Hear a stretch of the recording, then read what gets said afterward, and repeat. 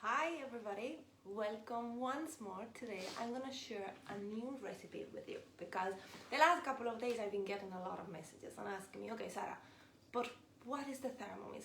How is different to another blender? And I'm like, well, it's not a blender. I do my smoothies every morning, so yeah, you can blend with it, but it's a lot more than that.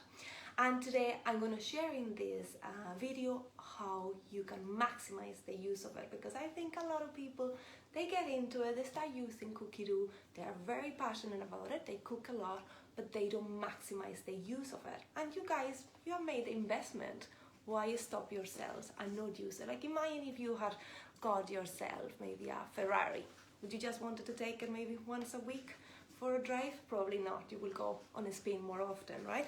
So here is the same. So I'm going to show you today a really nice recipe.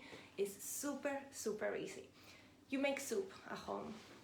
How many pots and pans do you use? How many utensils? I can tell you already. I have everything here ready. I have used one knife. I have it already washed. I use one knife, one chopping board, and I'm gonna use the Thermomix. I'm gonna go and search for it. Is the vegetable soup I'm gonna use, okay? So in Cookie Dough, the app that Thermomix has, you can have it on your phone or you can have it here on the screen. You search for the recipe that you like, maybe the ingredients that you like, even the time that you have. So I could look for soups that are done in less than 30 minutes. And the main ingredient I have in my fridge today is carrot. You can put it in and it will show you what recipes you can cook. In this case, I'm gonna go for the vegetable soup and search. And I'm gonna use this one, which is a very basic recipe and you can do it with any vegetables that you have at home. Start cooking. The first thing it's gonna ask me is have the potatoes. You can peel the potatoes in your peeler in the Thermomix. In this case, today I've been very organized because I wanted to show you everything. Otherwise, I would have just chopped them, cut them in this case would be kind of a small square. I have my potatoes. I click next. I'm gonna add ground onion, and I have here a few of the other things as well. So I'll put the onion that I have here. Onion goes in. Okay, what else do I need? Garlic clove, I'm gonna show you. I was peeling the garlic and I'll show you later. I did a lovely reel with it. So I'll show you the video later how easy it is to peel a whole garlic bulb. And I put them in olive oil. Like, if you follow Thermomix, she's an advisor as well in New Zealand, and I love her tips. So you have not only the garlic always peeled and ready to use in your fridge if you put it into a airtight jug or jar, sorry, you can always have also use the olive oil infused with garlic flavor afterwards. So that's my garlic clove already peeled and ready to go. I also need, if I click next, different vegetables. In this case today I'm gonna use spinach. I'm gonna use as well a bit of carrots and celery. Whatever vegetables I have at home. If I had maybe some cabbage, I would have put it as well, whatever I had. I click next. A little bit of parsley. I don't have fresh parsley, so I'm gonna use the dry one. Okay, and the good thing of this recipe, and you're gonna see, it does not ask for salt, which I love, because it has vegetable stock. So I make my own vegetable stock paste in my Thermomix. This one I use with red cabbage, so that's why it looks purple. I make it, sometimes I freeze it, depends how often I'm going to be using it.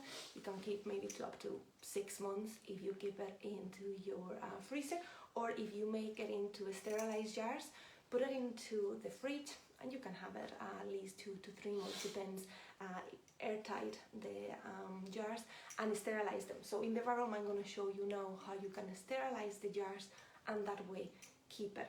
Now, how do you make your stock paste, the vegetable one? You can make it as well if you want beef or if you want chicken. It's really easy. All vegetables, whatever you want. Sometimes even the peels from the carrots, I sometimes tend to keep them. The peels of the carrots and the potatoes, put them into the freezer.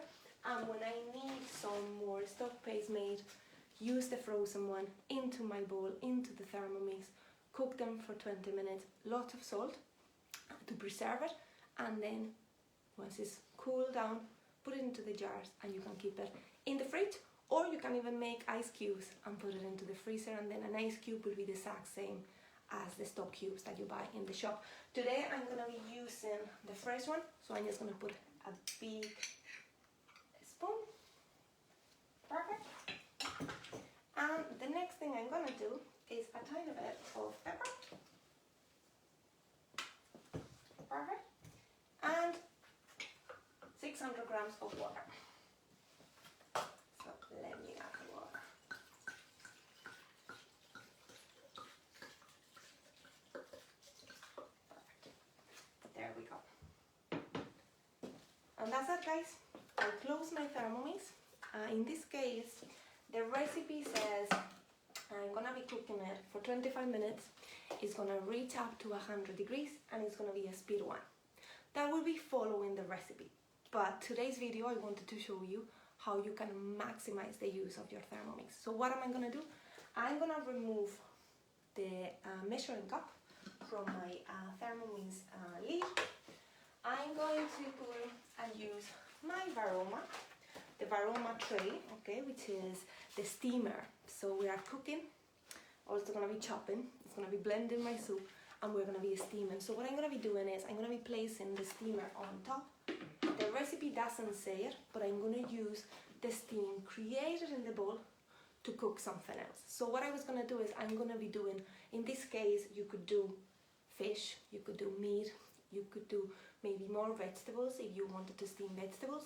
In my case, I'm gonna use the apples that I have, okay? And you're telling me, okay, Sarah, but you're having apples and then the soup is vegetable soup. I don't want the flavors to mix. What you can do is baking paper, place it on the bottom. Look at it, I'll show you like this. And you can put the meat or the fish. It will separate the flavors, but it will allow the steam to come through the little holes, okay? In my case, because I'm using the apples, what I have done is I have them ready.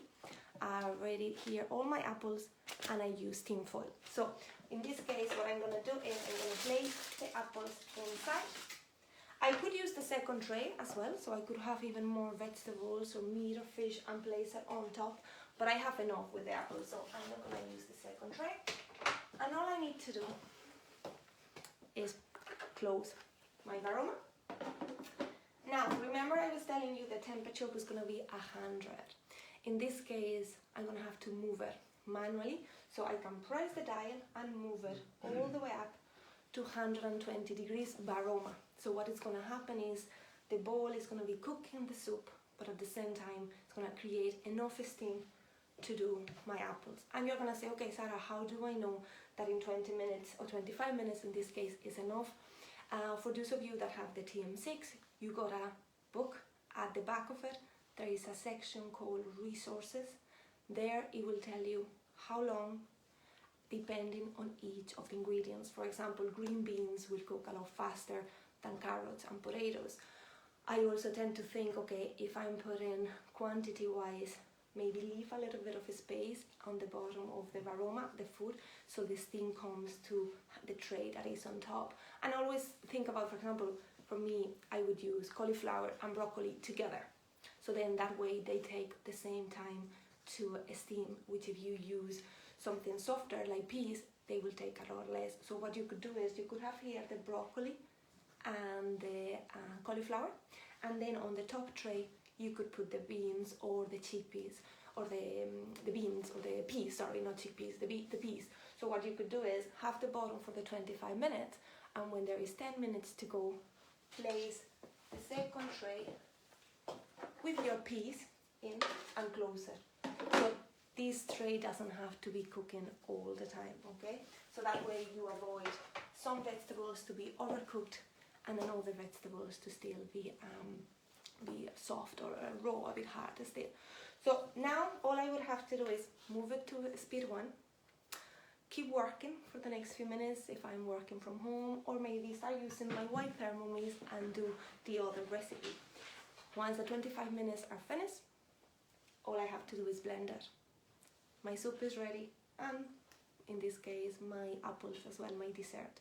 You could do, as I said, you could use it for bread, you could use it for salmon is really nice, and meat as well if you want to cook. A lot of my clients have really recommended it. You could also do maybe other cakes, like the cupcakes for example, they steam, they're really nice. Or for bread dough as well, if you needed to maybe do a recipe that you want the dough to raise, that could be another way that you could use the Varoma. Okay, the steam will help to the dough to double in size. You could sterilize jars, or maybe baby bottles if you have small ones at home. There is so many things that you can use the Varoma for, and I know in the recipe didn't say it, but you can also adapt it. By touching the screen, you can change the temperature.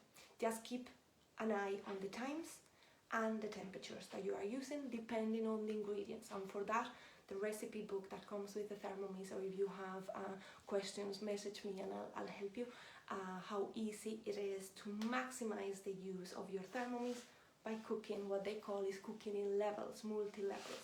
And for those of you that have Cookie-Doo, when you are searching for recipes, you can go into filters, and there is a section called tags. In there, what you can do is you can put multi-level, you can put Varoma, you can put all-in-one, and it will give you a lot of recipes. And also the other option is, if you are in Cookie-Doo, you go to collections, and in collections you have the all-in-one. There is recipe books like fabulous flavors in every level, or cooking in every level. There is a couple of collections or books where there is many recipes where you get the whole menu done in 25-30 minutes by cooking this way in levels. So now that is me for today. I'm gonna start making the soup so I can have it later, and the dessert with the apples as well. Until next time, let me move it. Happy cooking. Bye bye.